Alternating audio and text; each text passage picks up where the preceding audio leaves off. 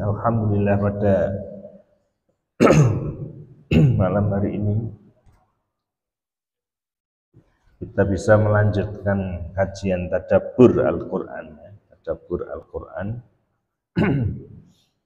Dan mari kita niati sebagaimana hadis atau sabda Rasulullah, man goda ilal masjidi la yuridu illa an yata'allama khairan au yu'allimahu kana lahu ka asri hajjin taman hajjatuhu. Siapa yang pergi ke masjid tidak punya keinginan kecuali untuk mempelajari kebaikan atau mengajarkannya, maka dia mendapatkan pahala seperti orang yang haji, yang sempurna hajinya. Nah, di sini mari hadirin sekalian kita niatkan ketika kita itu berangkat ke masjid untuk belajar suatu kebaikan atau mengajarkan. Jadi kalau di masjid ada anak-anak yang rame ataupun sholatnya, ya kan, cepat banget ataupun sholat tak wudhu, kita ingatkan itu mengajarkan kebaikan. Nah, wudhu sekle, nah, itu ya, jangan rame. Nah, itu termasuk mengajarkan kebaikan. Kemudian Bapak sekalian, kajian kita pada halaman 73 ya, 73. Al-amalu bil ayat, ya, kita ulangi sebentar, yaitu ta'awun ma ikhwanika fi tartibil masjid. Saling tolong menolonglah kamu dengan teman-temanmu, dengan jamaah yang lain dalam mengatur masjid, manajemen masjid, ya, wa tahyiati asbabit targhib fihi, ya, dan buatlah orang itu suka, ya, suka terhadap masjid. Fadzalika min ta'dhimi sya'airillah, karena itu merupakan mengagungkan syiar atau ajaran-ajaran Allah. Kemudian yang kedua, ijlis fil masjid dzakiran lillahi ta'ala minas sholati ila sholah. Duduklah di masjid zikir kepada Allah, ya, dari sholat, ya, kepada sholat yang lain, nunggu sholat yang lain. Sebagaimana kita tadi habis sholat maghrib duduk di sini majelis ilmu, ya kan, menunggu datangnya sholat isya. Nah, seperti itu. Kemudian ahyi sunnah, ya, hidupkan sunnah. Wa sholin nafilah, sholatlah nafilah, sholat sunnah. Haitsu tawajjahat as-sayyarah aw at-ta'irah aw as-safinah allati tarkabaha, sesuai dengan arah kendaraan yang engkau naiki, apakah itu sayyarah mobil, ta'irah pesawat, ya, aw as-safinah ataupun kapal. Kemudian atau jihad, ya, ada arahan-arahan, tadlilul akharin, ya, wa tabti'ihim la budda lahu min atillatin sahihatin, ya. Kalau kita mengatakan seseorang itu sesat ataupun bid'ah, maka harus ada dalil.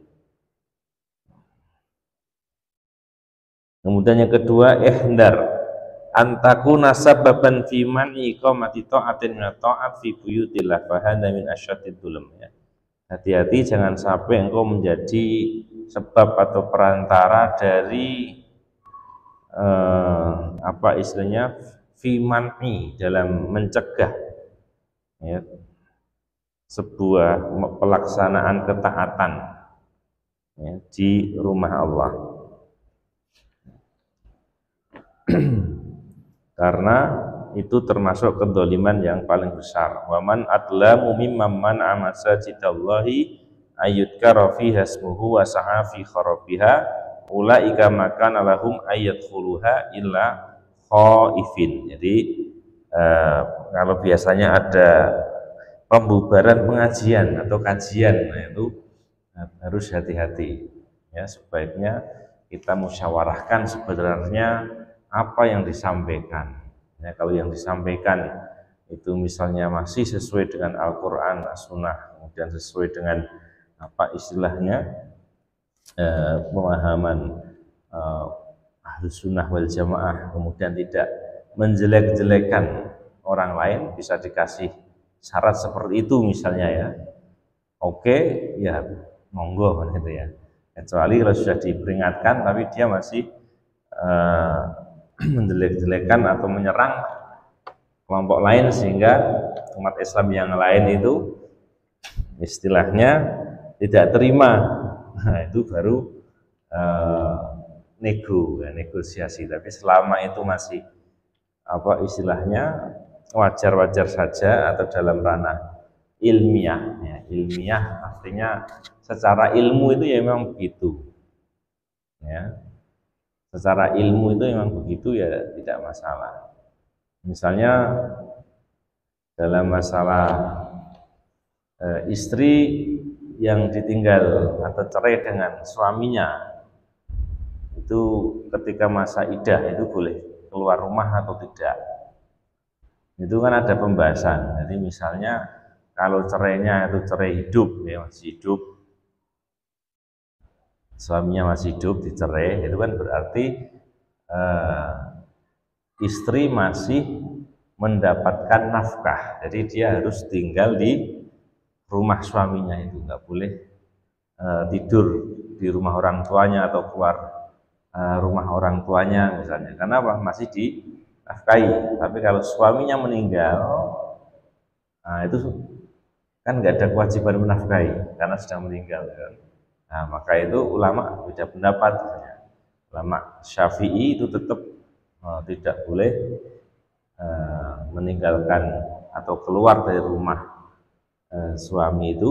Kalau ulama yang lain membolehkan ya, karena apa? Dia perlu bekerja, dia perlu bekerja menafkahi dirinya sendiri kan gitu ya. Nah maka di mazhab yang lain siang boleh silahkan aktivitas, apakah bekerja ataupun yang lain. Nah, nanti malamnya balik tidur di rumah suaminya selama masa iddah. Nah itu beda pendapat biasa. Nah, nanti dalam hal yang lain misalnya ada yang mengatakan bid'ah, ada yang tidak. Nah, selama itu masih ilmiah, artinya ya beda pendapat dalam fikih ya monggo saja. Kecuali ya nanti dia hanya membedahkan ini bid'ah ya kan, yang lainnya dibedahkan sampai kupingnya merah misalnya kan. Kemudian dia apa istilahnya didatangi pengajiannya suruh berhenti, ya itu beda lagi. Itu berarti tidak menerapkan namanya metode dakwah gitu ya. Metode dakwah. Di dakwah itu perlu memakai metode ya. Pakai metode sebagaimana yang dicontohkan oleh Rasulullah ketika mau mendakwahi orang-orang Madinah, dipilihlah namanya sahabat Mus'ab bin Umair.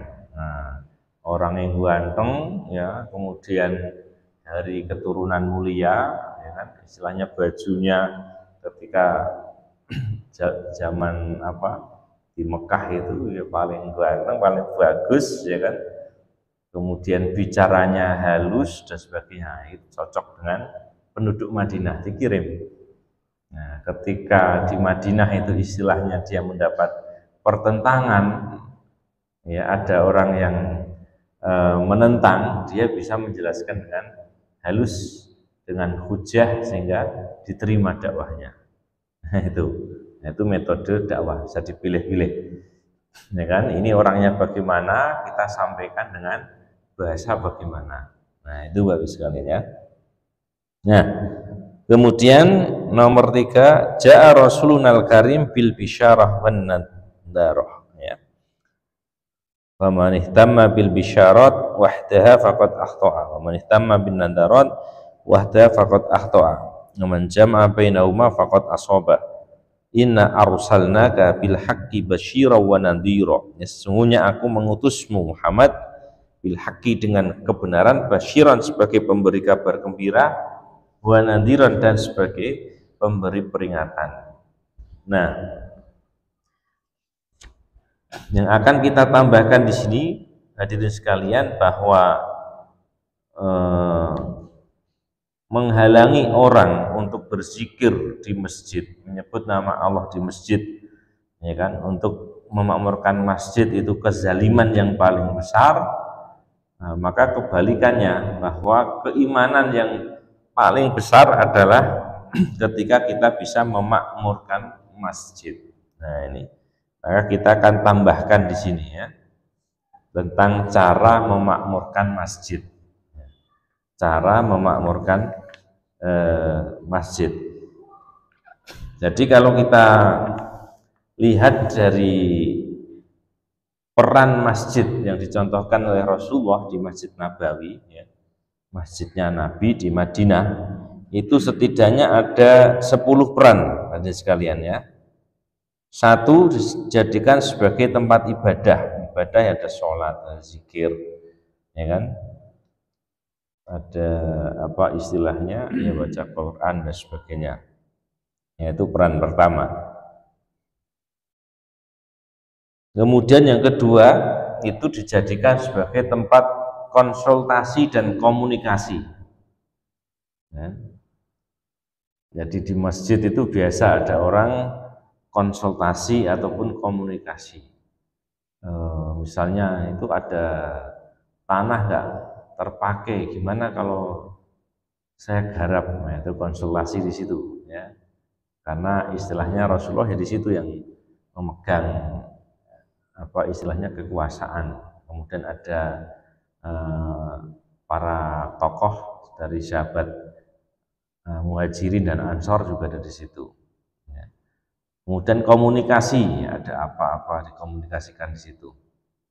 Ya, seperti yang kita terapkan misalnya di masjid kita ketemu ya, itu kelihatannya ada apa istilahnya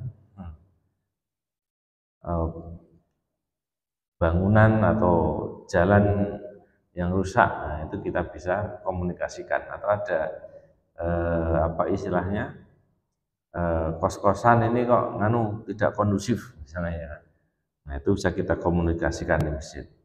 Kemudian yang ketiga sebagai tempat pendidikan. Di Masjid Nabawi itu sampai sekarang itu dijadikan sebagai tempat pendidikan. Kalau sekarang biasanya ba'da subuh itu ada kajian kalau di Masjid Nabawi ya.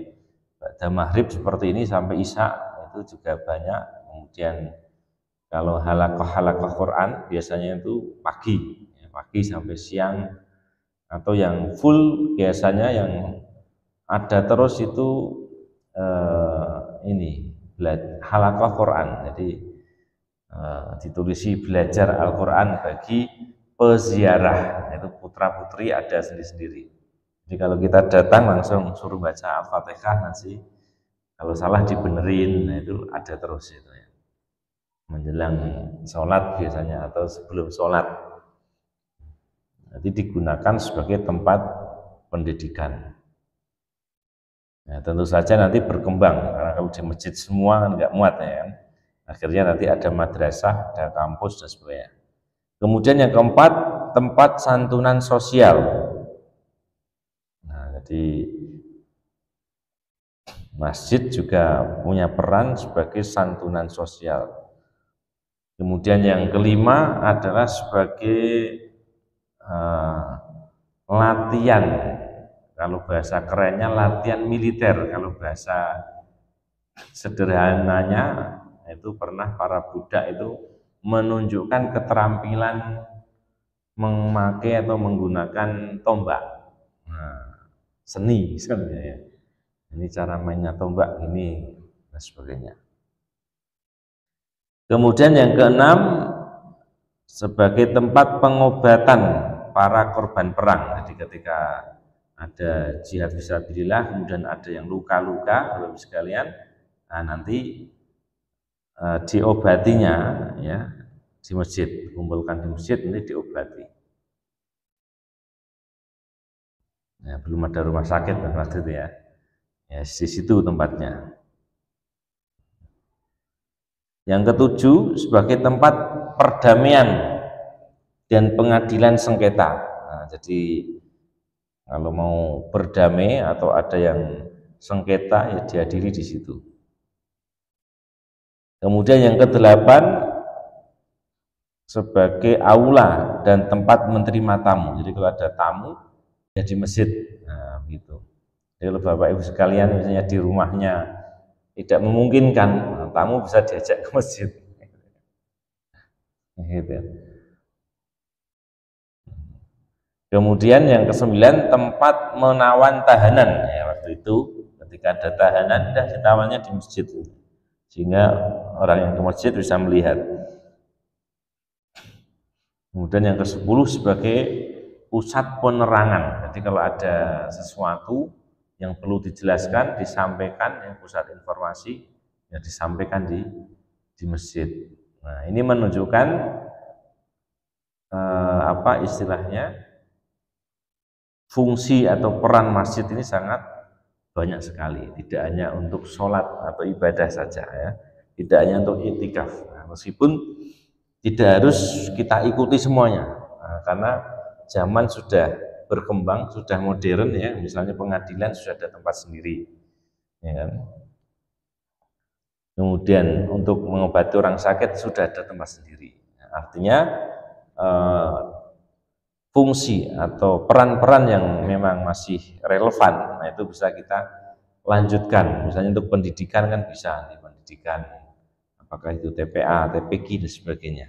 Ya, untuk santunan sosial juga bisa dan sebagainya. Nah, ini secara globalnya. Kalau secara rinci, hadirin sekalian, nanti kita sebutkan ada 17 cara untuk memakmurkan masjid. Nah, ini kita jelaskan karena apa? Ya, karena ini merupakan bentuk keimanan yang paling tinggi. Ya, karena kebalikannya ketika kita menghalangi orang untuk memakmurkan masjid itu menjadi kezaliman yang paling dahsyat. Nah, maka kebalikannya kalau kita memakmurkan masjid berarti itu adalah bentuk keimanan yang paling dahsyat juga kan gitu. Nah, kalau dalam Al-Qur'an wa annal masajida lillahi fala tad'u ma'allahi ahada. Dalam surat Jin ayat 18. Sesungguhnya masjid-masjid itu milik Allah kan gitu ya. Fala tad'u ma'allahi ahada ya, maka jangan kamu berdoa ya kan. Berdoa kepada apa istilahnya, ketika berdoa kepada Allah jangan disekutukan dengan seorang pun. Nah, karena apa? Karena masjid itu milik Allah.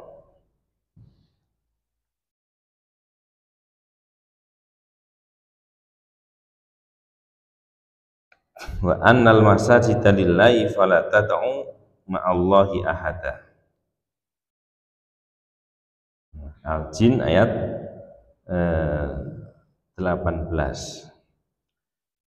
Kemudian kalau dalam hadis disebutkan ahabbul biladi ilallahi masajiduha. Nah, sebaik-baik tempat di bumi ini yang paling dicintai Allah adalah masjid gitu ya.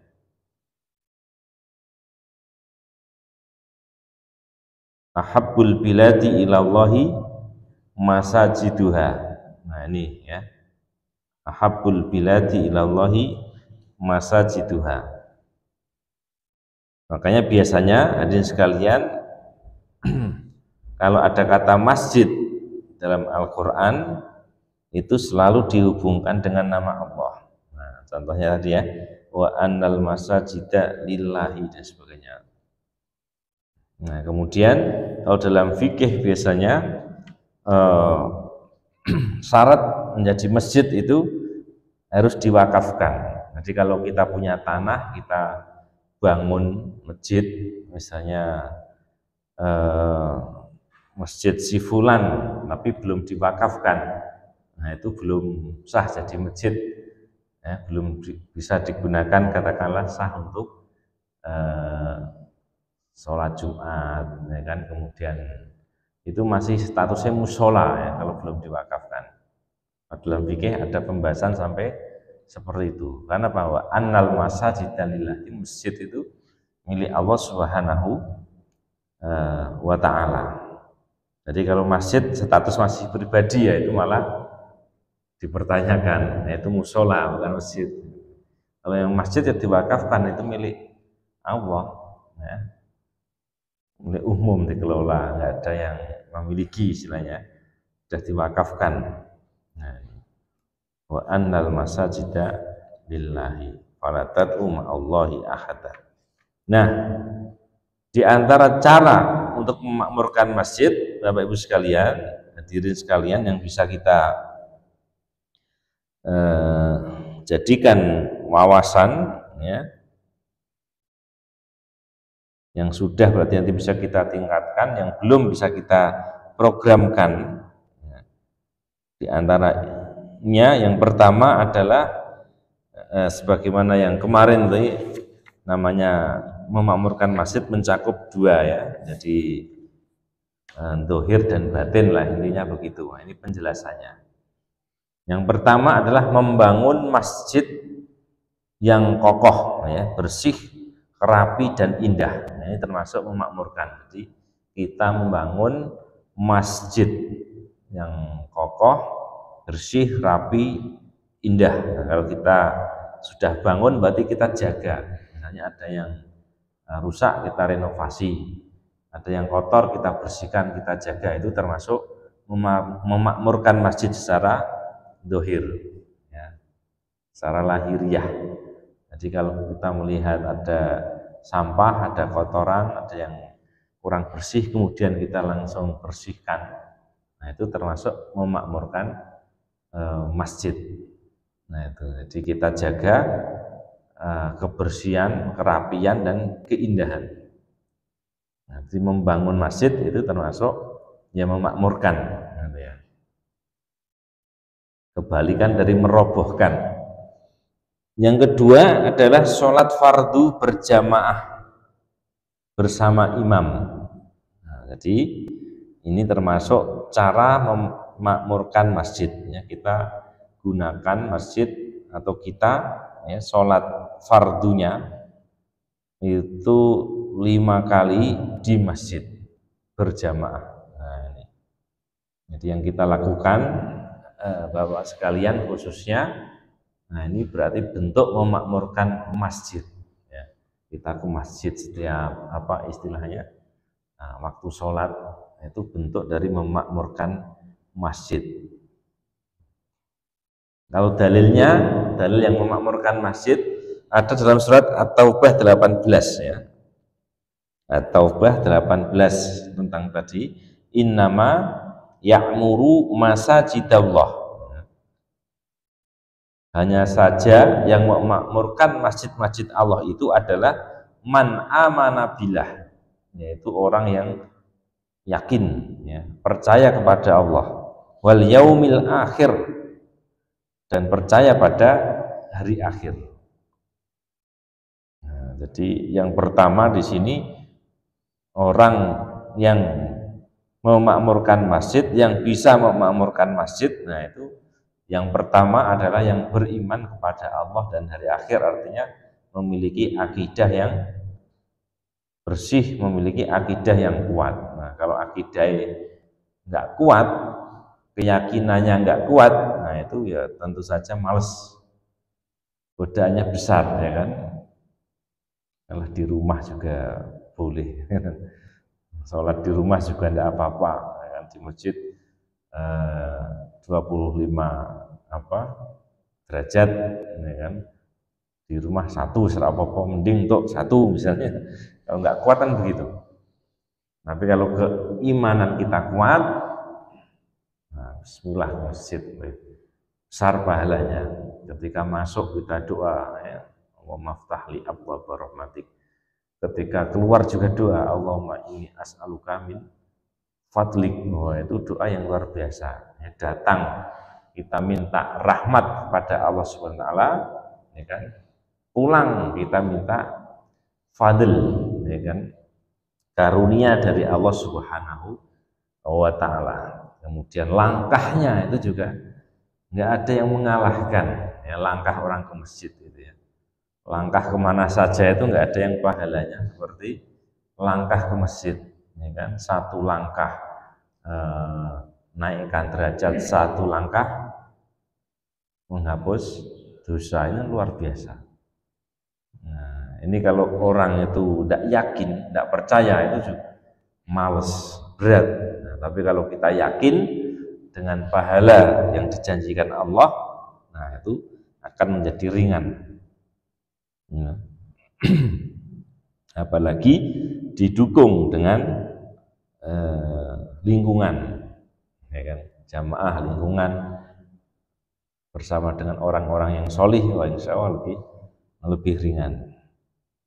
Kemudian yang ketiga adalah dengan cara sholat sunnah. Jadi kalau kita sholat fardu, kita kerjakan sholat sunnah sebelum ataupun sudah sholat fardu, nah itu termasuk bentuk memakmurkan masjid. Kemudian zikir, nah kita zikir misalnya sudah sholat fardu, ya kan? Kemudian doa, kemudian membaca sholawat, nah itu semua ya bentuk dari memakmurkan masjid. Ya. Subhanallah, alhamdulillah, Allahu akbar, la ilaha illallah, misalnya Allahumma sholli ala Muhammad dan sebagainya. Nah itu bentuk memakmurkan masjid. Ya. Kemudian yang keempat, ya artinya kalau bentuk memakmurkan masjid, nanti kalau ada orang yang seperti itu di masjid, jangan disuruh pergi, jangan diusir. Monggo, silahkan, kan gitu ya.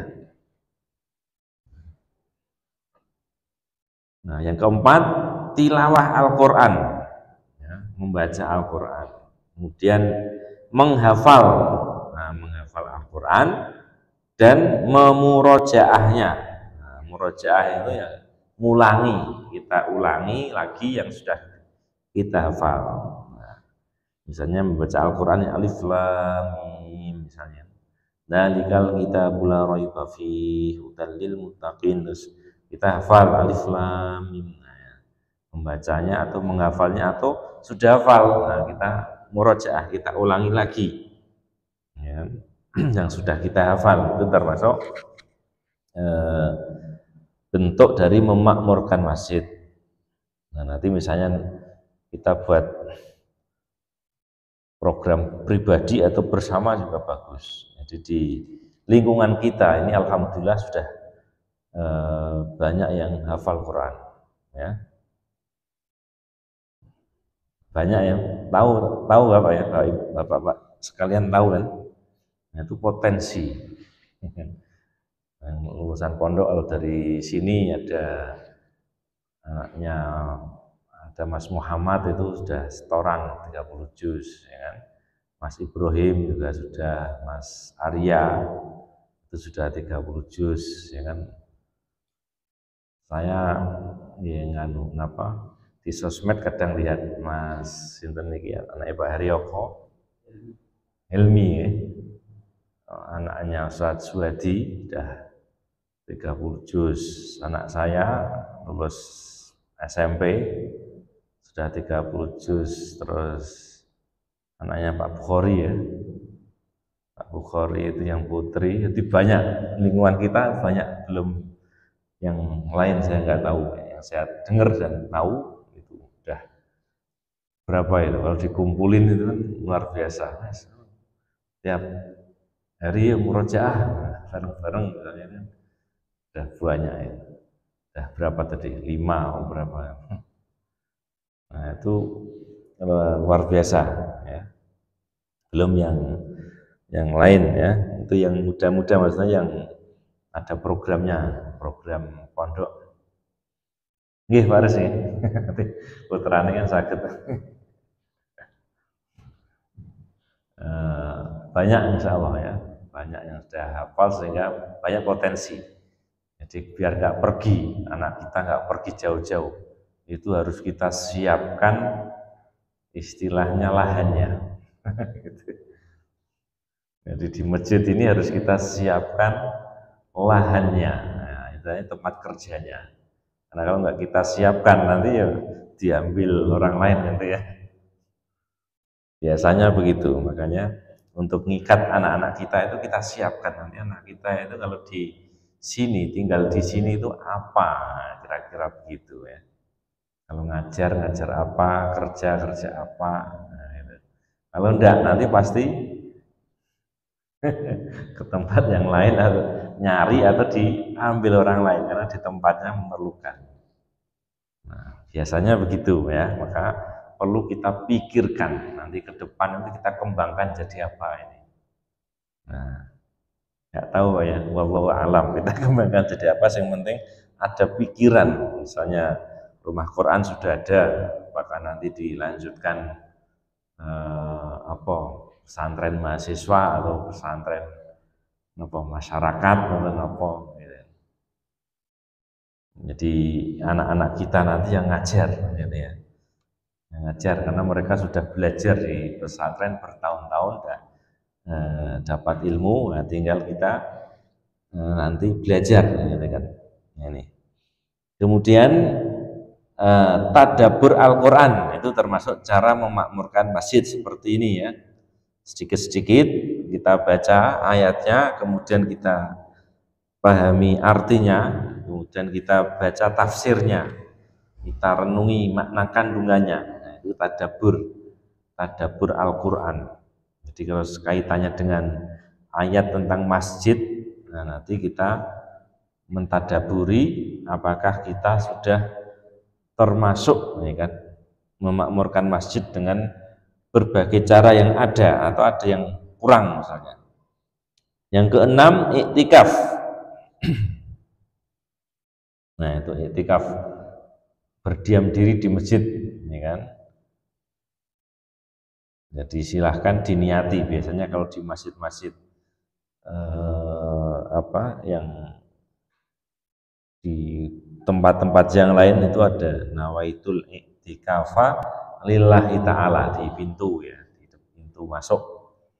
Nah itu mengingatkan kalau kita mau iktikaf sebentar, niat nawaitul iktikaf, itu sudah dinilai sebagai memakmurkan masjid. Nah, nawaitul iktikafa lillahi ta'ala. Yang ketujuh, kajian ilmiah atau kegiatan-kegiatan ilmiah untuk menambah ilmu yang bermanfaat. Nah, kajian kita alhamdulillah sudah ada, dan kajian semuanya ilmiah karena menggunakan sumber dari Al-Quran dan As-Sunnah. Nah, tidak ada yang ngarang gitu ya. Kajian kita alhamdulillah bagus, tidak ada yang menurut saya, tidak ada. Kita hanya membacakan kitab. Nah, karena kalau agama disampaikan menurut saya itu nanti akan menjadi kacau ya, kacau. Jadi yang benar ya membacakan, misalnya saya membacakan buku tadabbur. Nah, dari mana? Berarti ya dari penulisnya ini ya. Penulisnya dari mana? Dari gurunya. Gurunya dari mana? Dari gurunya.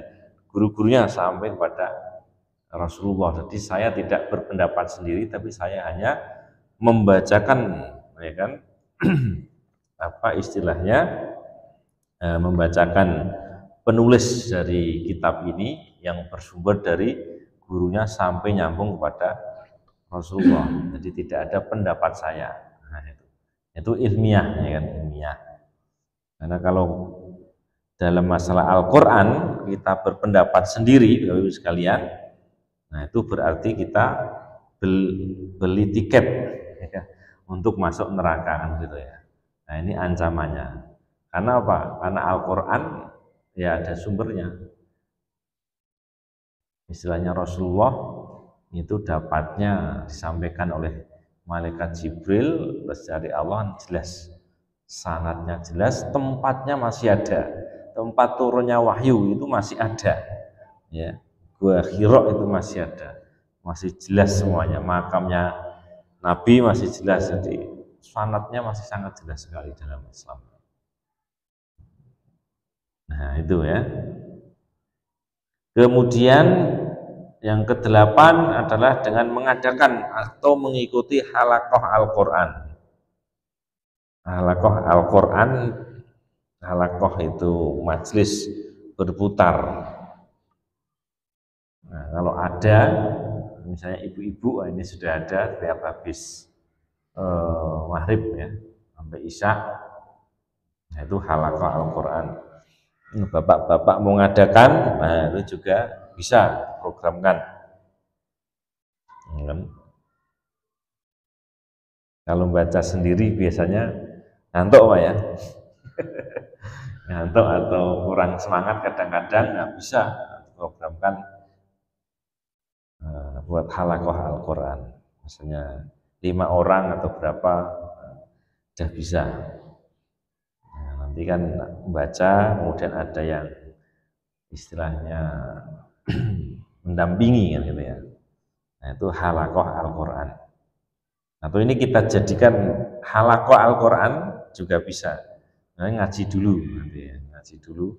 Kita kan ngajinya sehalaman, Pak. Nah, dibaca satu-satu sek sama artinya.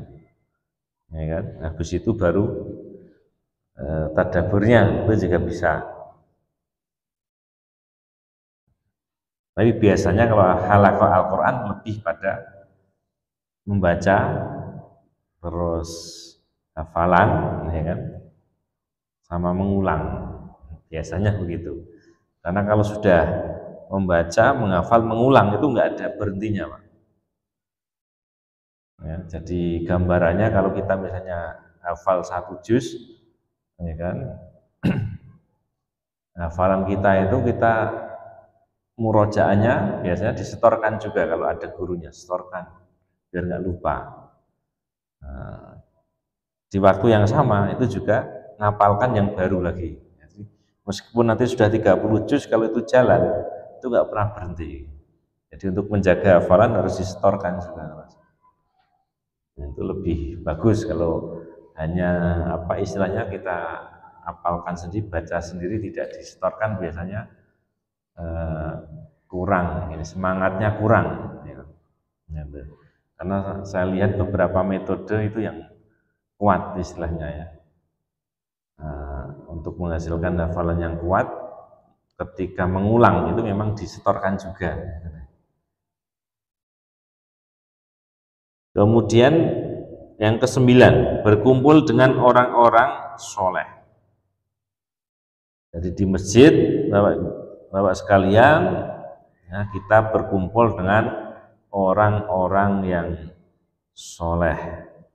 Kemudian ketika berkumpul tentu saja kita akan komunikasi, dan karena kita kumpulnya dengan orang yang soleh, ya, isinya ya tentang kebenaran dan kesabaran. Nah, itu termasuk memakmurkan masjid. Jadi kalau kita di masjid kumpul, gimana Pak kabari? Wah, ini lagi sepi nih Pak, usahanya nggih sabar. Nah, itu termasuk memakmurkan masjid. Jadi, berkumpul dengan orang soleh.